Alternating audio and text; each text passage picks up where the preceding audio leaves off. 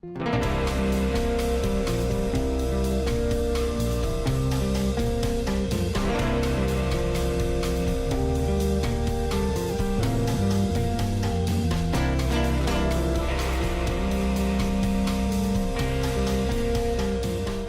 many of you have ever received unfair treatment? Jesus said it is impossible that no offenses should come. Do you have the right to be offended? Offense is a snare, a trap. An offense is the bait of Satan. The bait of Satan. John Bevere's best-selling book has changed lives all over the world. God's word, His promise, will always come to pass as long as you don't get offended. And now, John Bevere Ministries presents The Bait of Satan Curriculum, a 12-part series designed to free you from the snare of offense. What you do with the offense will determine your future. Certo, eu quero que você abra sua Bíblia comigo, por favor. Em dois lugares, Lucas capítulo 17, e então coloque o marcador em Mateus capítulo 24. Então Lucas 17 e Mateus capítulo 24. Como você sabe, teremos 12 sessões de 30 minutos, um pouco menos, sobre a isca de Satanás. Agora, em Lucas 17, eu quero começar lendo apenas um versículo, depois nós voltamos para essa passagem. Verso 5, nós lemos: E os apóstolos disseram ao Senhor: aumenta a nossa fé. Agora, esta é a parte final do ministério de Jesus, e você tem que entender que esses caras o tinham visto levantar os mortos, eles viram ele abrir os olhos do cego, o viram abrir os ouvidos de quem nasceu surdo. Eles o viram fazer os aleijados andar, eles o viram alimentar 5.000 pessoas com alguns pães e peixes, o viram acalmar uma perigosa tempestade. Mas ainda assim, nenhum desses milagres os fez clamar e dizer: Senhor, nós vemos que há muita dúvida, precisamos de mais fé. O que eu quero perguntar é: o que foi isso que fez esses discípulos pedirem: Senhor, aumenta-nos a fé? Eu vou ser muito honesto com vocês. Esses caras não disseram apenas: Senhor, aumenta-nos a fé. Eu acredito que se nós estivéssemos lá, Jesus fez uma declaração para eles, e depois dessa declaração, eles: Senhor, aumenta-nos a fé. Desesperados. Qual foi essa declaração? Volte para o verso 3 e você verá. Jesus disse: acautelai-vos. Se seu irmão peca contra você, repreenda-o, e se ele se arrepender, perdoe-o. Agora veja o verso 4. E se ele peca contra você 7 vezes em um dia? Uau! E 7 vezes num dia vem para você dizendo: eu me arrependo, você deve perdoá-lo. E então os discípulos, eles clamaram: Senhor, aumenta-nos a fé. Então não foram os milagres, foi simplesmente quando Jesus disse: quando seu irmão pecar contra você, perdoe-o. Agora, Jesus faz essa declaração no primeiro verso. Então ele disse aos discípulos: é impossível que não venham ofensas. Repita comigo: ofensas. Agora, ofensa, no grego, é uma palavra antiga grega que é escândalon. Repita isso comigo: escândalon. Esta é uma palavra grega antiga usada para descrever o gatilho da isca que os caçadores usavam para pegar pequenos animais e pássaros. O caçador colocava a isca no escândalon, no gatilho, como chamamos hoje, e o animal pegava, ou o pássaro pegava a isca, e a gaiola fechava, prendendo ou matando ele. Desta forma, uma ofensa é a isca de Satanás, para pôr você, o crente, sob o cativeiro dele. Estão vendo isso? Agora, Paulo confirma isso quando ele escreve a Timóteo. Eu vou ler para vocês 2 Timóteo, capítulo 2, versículos 24 a 26. Paulo diz: E um servo do Senhor não deve brigar, mas ser gentil com todos, capaz de ensinar e paciente, em humildade corrigindo aqueles que se opõem a ele, na expectativa de que Deus lhes conceda arrependimento para que possam conhecer a verdade. Agora veja o 26, 2 Timóteo 2, 24 a 26. Ele diz: E para que eles possam voltar a seus sentidos, repita, voltar a seus sentidos, e escapar da armadilha ou laço do diabo, tendo sido feitos cativos por ele, o diabo, para fazerem sua vontade. Então Paulo diz: aqueles que se opõem, aqueles que se ofendem uns com os outros, são feitos cativos de Satanás para fazer sua vontade. Agora, o que assusta é que a maioria das pessoas que estão na armadilha da ofensa não sabem disso? Porque é isso que Paulo diz, para que possam voltar aos seus sentidos, porque se soubessem que estão presos, não ficariam lá. Eu estou pregando, é melhor você dizer amém. Estão pegando? Então a coisa que eu descobri, eu preguei essa mensagem por todo o mundo, em todos os continentes, só não preguei na Antártica ainda para os pinguins, mas veja, eu digo a vocês, eu descobri algo que a maioria das pessoas que estão ofendidas nem percebem que estão. Em toda a conferência onde eu preguei essa mensagem, de 50% a 80% das pessoas responderam dizendo eu estou ofendido e a maioria nem sabia que estava, até que a verdade veio. Estão comigo? Veja, um caçador, para conseguir pegar a presa, tem que colocar uma armadilha inteligente. Se você deixar a armadilha óbvia, não vai pegar nada. Se você decidir pular, se pular dentro da água, com um anzol na mão e disser, ei peixe, eu vou pegar você, ele não vai nem prestar atenção. Se você preparar uma armadilha e deixá-la bem óbvia, o animal não vai pegar aquilo. Satanás não é diferente. Ele é muito astuto, ele é muito astuto, muito sagaz. E ele sabe que a forma como ele pode te fazer cativo não é colocando uma armadilha óbvia, é fazendo algo muito sutil. Isso se chama ofensa, repita, estar ofendido. Esta é a isca. Agora vá comigo para Mateus capítulo 24. Mateus 24.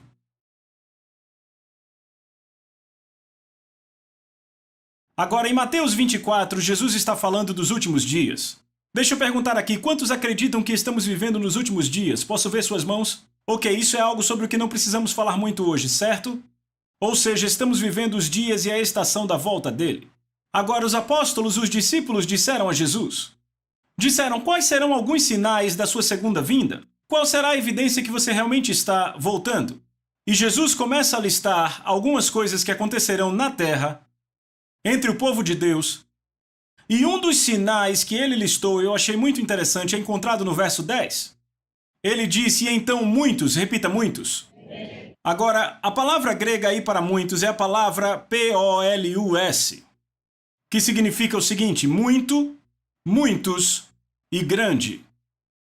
Esta palavra de forma nenhuma implica em poucos ou alguns, significa uma grande parte de alguma coisa. Entendem? Então o que ele está indicando aqui é que haverá uma grande quantidade de pessoas, e eu posso dizer que eu tenho visto isso sendo cumprido, porque em todas as conferências que eu ministro ao redor do mundo eu já disse de 50 a 80 pessoas respondem a isso. Então veja o que ele diz, então muitos ficarão ofendidos, repita, ofendidos. Trairão um ao outro e odiarão um ao outro. Agora, isto é uma progressão. Uma ofensa vai levar a uma traição. E a traição, se não for tratada, acabará levando ao ódio. E você diz, de onde você tirou isso? Provérbios capítulo 18, verso 19 diz assim, você pode ver depois, apenas ouça. Um irmão ofendido é mais difícil de ganhar do que uma forte cidade. Vou dizer de novo. Um irmão ofendido é mais difícil de ganhar do que uma forte cidade. Agora, nos dias de Salomão, que escreveu o livro de Provérbios, o que as fortes cidades tinham ao redor? Muros. E para que eles serviam? Vamos lá, você sabe, proteção. Aqueles muros eram feitos para manter fora as pessoas que lutavam contra você. E também eram feitos para que você deixasse as pessoas a seu favor entrarem. Correto?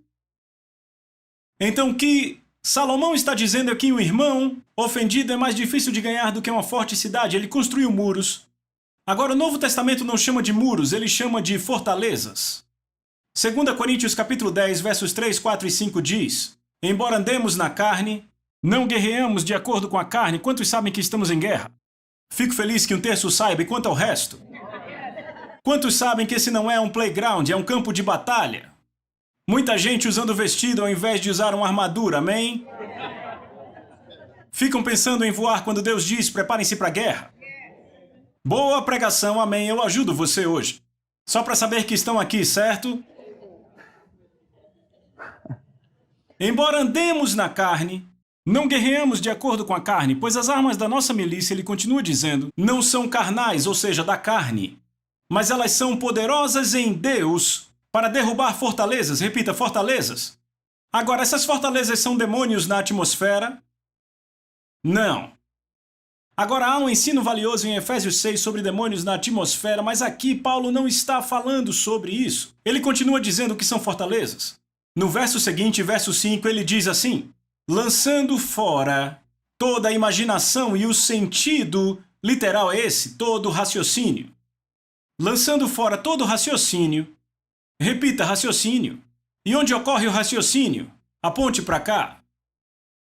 Lançando fora toda imaginação ou raciocínio e toda altivez que se exalte contra o conhecimento de Deus. Todos, aponte para a cabeça, onde está o conhecimento? Ah, você está entendendo. E então ele diz, ouça, trazendo todo o pensamento, repita pensamento. Onde estão os pensamentos? Aponte para sua cabeça. Isso não é interessante? E trazendo todo o pensamento cativo à obediência a Cristo. Agora, o que são fortalezas? Fortalezas são raciocínios ou processos de pensamento que são contrários à vontade de Deus. Amém. Boa pregação. Eu estou ajudando você hoje. Vamos acordar nessa manhã de domingo, amém? Ouça, eu sei que você está ouvindo, mas eu estou tentando te fazer rir, porque uma colher cheia de açúcar faz o remédio descer mais fácil. Amém. Eu descobri que Deus pode fazer coisas em sua vida, levar correção à sua vida, transformar a sua vida, mas pôr um pouco de mel sempre deixa tudo melhor.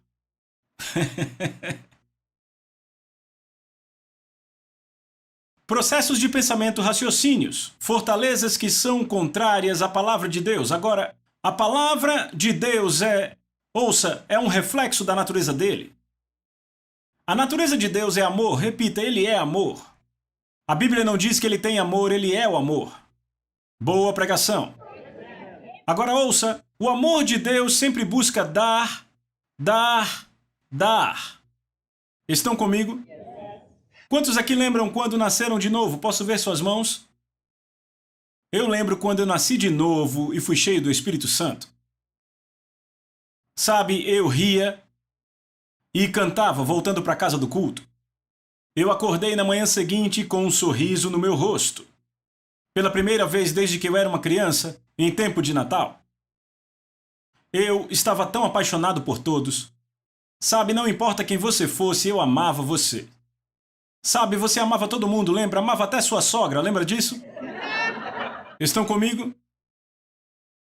E então o que houve? Alguém fez algo com você que não foi bom. Ou disseram algo a você que não foi bom, ou na verdade, foi doloroso. Fofocaram de você, falaram contra você. Ei, não foi um pecador? Foi alguém na igreja? Sabe, eu descobri algo que na verdade não é nenhuma grande descoberta. A pessoa que mais pode te machucar é aquela que está mais próxima de você. Por que é assim? Porque a nossa expectativa é maior sobre ela. Estão comigo? Se geramos expectativas sobre pessoas, então se não as alcançarem, terão me ofendido. Estão comigo? É por isso que aquele que mais pode te machucar não é um pecador, e sim uma pessoa que está dentro da igreja. E muito mais um marido ou esposa, ou um pastor. Porque a expectativa é maior. Davi falou disso em Salmos 55. Ele diz isso do verso 12 ao 14. Pois não é o inimigo que me reprova. Isso eu suportaria. Nem é aquele que me odeia que se exalta contra mim, pois dele eu me esconderia. Mas foi você, um homem meu igual, meu companheiro, meu amigo íntimo. Juntos andávamos, nos entretínhamos e íamos com a multidão à casa de Deus. Aqui está um cara dizendo, eu ia com ele para a igreja, sentava do lado dele, a palavra vinha para nós. Ele era meu irmão e agora ele se levanta contra mim. Ele disse, eu suportaria muito mais se fosse alguém do mundo. Estão comigo?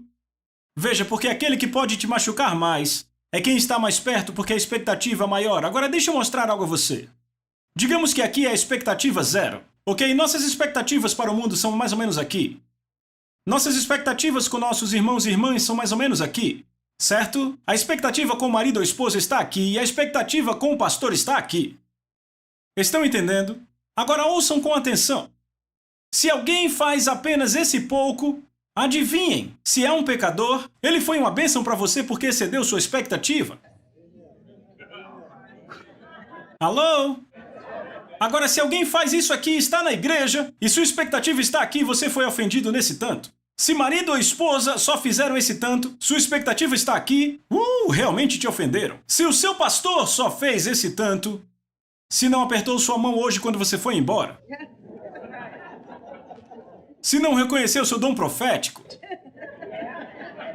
então adivinhem, a ofensa é grande assim, é enorme. É por isso que a maioria das pessoas ofendidas na igreja sabe o que dizem? Ei, eu tenho pregado isso já faz 10 anos. Sabe o que dizem? Sabe o que mais? O mundo me trata melhor do que estes cristãos. Tá certo, porque a expectativa no mundo estava aqui, o mundo fez esse tanto, e eles são bons comigo. Aleluia! Certo, então ele diz que muitos se ofenderão, trairão um ao outro, odiarão um ao outro, é uma progressão. Uma pessoa ofendida constrói muros. Agora, de muros levantados, adivinha o que vem? Eles não mais buscam dar. Os muros agora estão fazendo com que eles se protejam. O foco agora não é mais dar, o foco agora é proteger o que eu tenho. Agora eles se tornam como o Mar Morto em Israel. Quantos sabem que há 2 mares em Israel? Levante a mão. 2 mares que são cercados pela terra de Israel. Você tem o Mar da Galileia e o Mar Morto. Agora, o Mar da Galileia está no norte. Ele recebe as águas que se originam nas montanhas de Cesareia de Filipe. Elas descem até o norte do Mar da Galileia. Agora, o Mar da Galileia de graça recebe da parte norte, mas também de graça dá para a parte sul. De graça recebe, de graça dá. O resultado é que o Mar da Galileia é cheio de vida. Sabe, vida marinha, tudo isso, ele está cheio. Agora, as mesmas águas vivas que saem do Mar da Galileia fluem pelo Rio Jordão e entram pela parte norte do Mar Morto. Mas o Mar Morto apenas recebe, ele não dá. O resultado é que cada pedacinho de vida que entra no Mar Morto morre. Porque ele segura o que ele tem.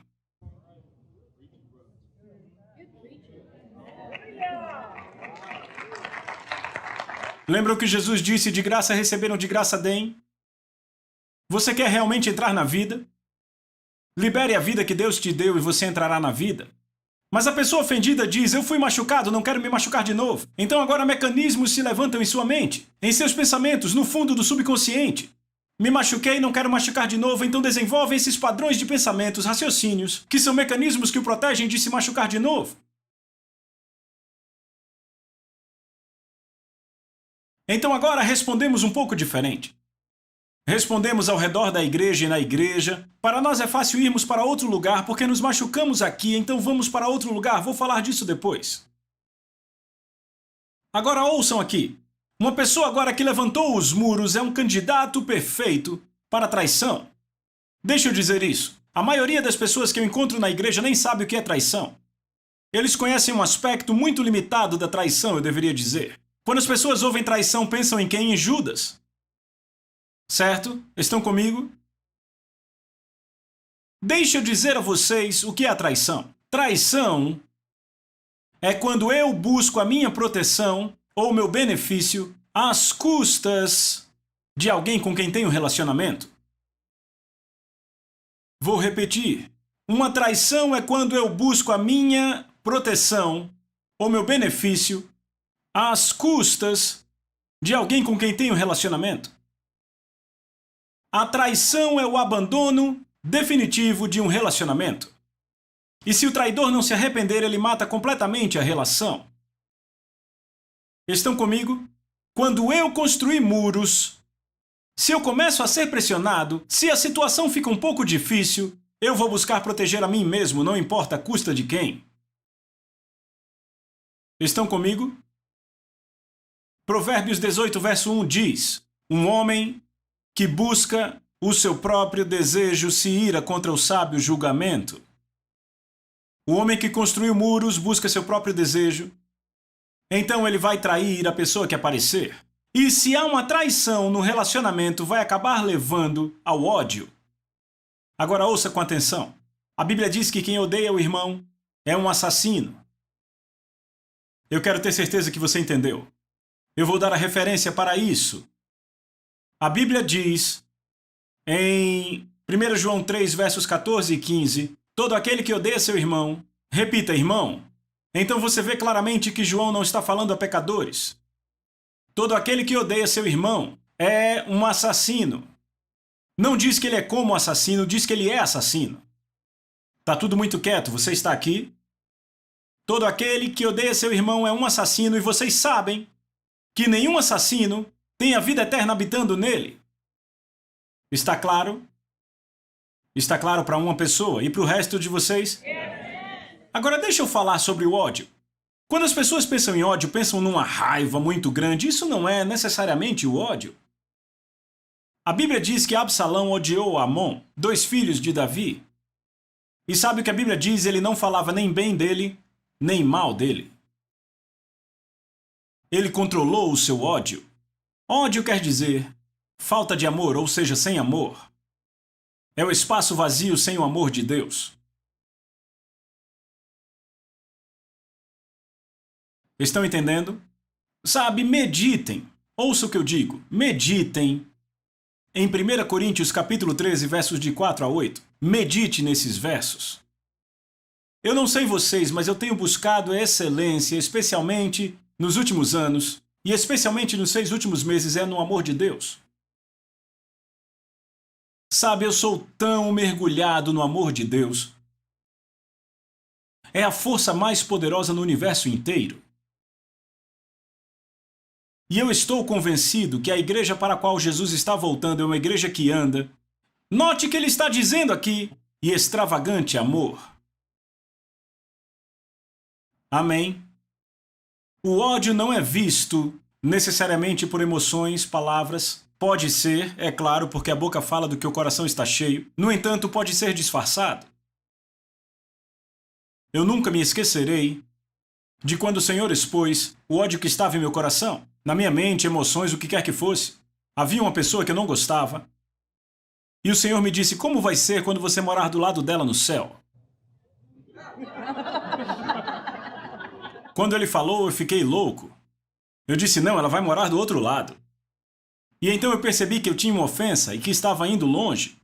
Estão comigo? Vamos falar disso depois. Vocês estão aqui, certo? Só para ter certeza. Agora veja isso, verso 11. Então, repita, então. E o que então quer dizer? Quer dizer que depois dessa ofensa massiva, e muito dessa ofensa vai virar traição e ódio, certo? Veja, ouçam. São estágios que se passa. Alguns de vocês com quem eu falo agora podem estar no estágio inicial da ofensa. Alguns podem ter ido para o estágio da traição e outros já estão no estágio do ódio. E então Jesus diz, depois disso, depois de um monte de gente ofendida, ele diz, muitos falsos profetas se levantarão e enganarão a muitos. Agora olhe para mim. Note que ele está dizendo aqui que depois dessa ofensa massiva haverá muito engano. Sabe qual foi a primeira coisa que Jesus disse àqueles caras quando pediram sinais da sua próxima vinda? A primeira coisa que saiu da sua boca foi, tenham cuidado para que ninguém vos engane. Ou seja, o engano será desenfreado. No livro de Timóteo, Paulo diz que haverá pessoas na igreja nos últimos dias que não só estarão enganando os outros, mas enganando a si mesmas. Uma pessoa ofendida engana a si mesma. O que Jesus está nos dizendo aqui é que a ofensa é o terreno fértil para o engano. Sabe qual é o problema que há com o engano? Há apenas um problema. E é o seguinte, ele é enganoso. Ou seja, uma pessoa que está enganada realmente acredita que está certa quando está errada. É o único problema com ela. Agora, de que Jesus chamou os falsos profetas? Vamos lá. Vamos. Alguém deve saber isso. Mateus 7,15, do que ele chama os falsos profetas, lobos em pele de ovelhas. Note que ele não diz que são lobos em pele de pastores. Todos buscam um falso profeta atrás do púlpito. Ouça, eles podem estar lá, mas eu descobri que há muito mais falsos profetas aí do que aqui. Isso é verdade. Eu não estou exagerando. Eles estão nos salões, nos mercados, dizendo às pessoas, você não devia ouvi-lo, você não sabe o que o pastor fez.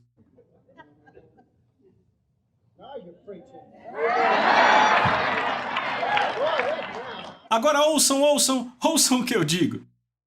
Tem um avivamento aqui, eu fico vindo pra cá, ok? Agora ouçam. Eu aprendi que esses predadores, eu estou falando de lobos, hienas, eles andam em matilhas. Estamos entendendo. Agora ouça, eles têm um objetivo, sabe qual é? Isolar as ovelhas do rebanho. Existe proteção para a ovelha no rebanho. Mas se conseguirem que as ovelhas se separem do rebanho, elas serão carne para a mesa deles. Provérbios 18:1. Um homem que se isola busca seus próprios desejos e se ira contra o sábio julgamento. O que assusta é o seguinte: você pode estar numa grande igreja, ter uma grande família, mas o isolamento não acontece externamente, ele pode acabar externamente, mas ele começa bem aqui. Fortalezas. Agora você é um candidato para o engano. Lembre que o engano não vem com uma capa preta, vem com roupa de anjo, com roupa de crente. Vocês ainda estão aqui? Verso 12, por se multiplicar a iniquidade, o amor de muitos se esfriará. Repita, o amor de muitos.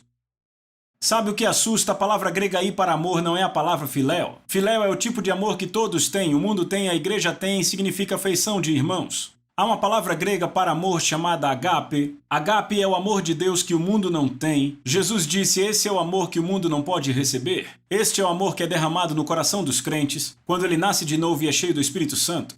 A palavra que ele usa aí é agapeo. Jesus está dizendo que nos últimos dias, uma ofensa massiva não estará apenas na sociedade, mas o que ele está falando aqui, ele está dizendo que vai estar na igreja. E ele disse que o amor de muitos se esfriará, como cera fria. Ou seja, o ardente e passional amor de Deus em seu coração se tornará muito frio, e isso é uma coisa gradual. Ouça, você põe um sapo na chaleira, coloca ele naquela chaleira e liga o fogo. A água começa a ferver e aquele sapo morre. Ele não pula, mesmo podendo. Se você jogá-lo na água fervente, ele pula para fora. Deixe-me dizer algo. Quando o amor de Deus começa a esfriar, isso é aos poucos, não é instantâneo. Você não percebe. Fique longe da ofensa porque ela é massiva e desenfreada. Jesus disse que ocorreria massivamente nos últimos dias. Por isso você está vendo esse curso, para que a palavra de Deus te proteja.